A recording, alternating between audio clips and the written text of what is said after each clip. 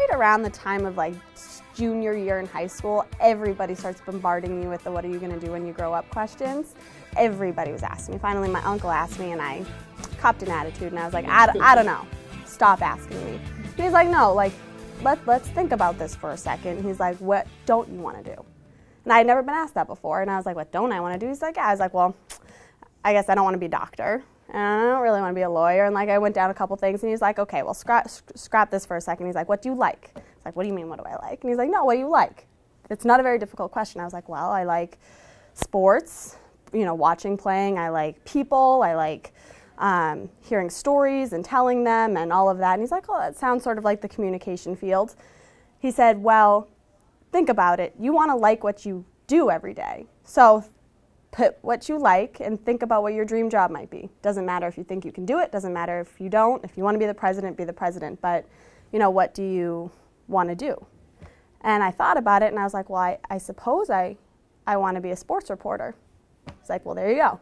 In school, I didn't do just sports. They had us do work and do all sorts of news. So I did that.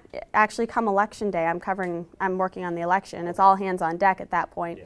The one difference that I'll say is I told my news director when he said, hey, we're going to need you election night. Is that a problem? I said, not a problem. My favor I'm asking of you is let me know my assignment as soon as possible because I am not well versed on local politics or whatnot.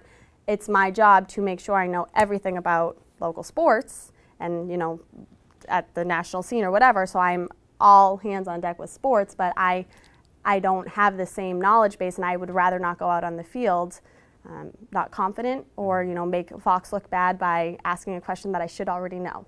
So homework is huge. I'm hoping that there will always be a need for TV and there will always be people on TV.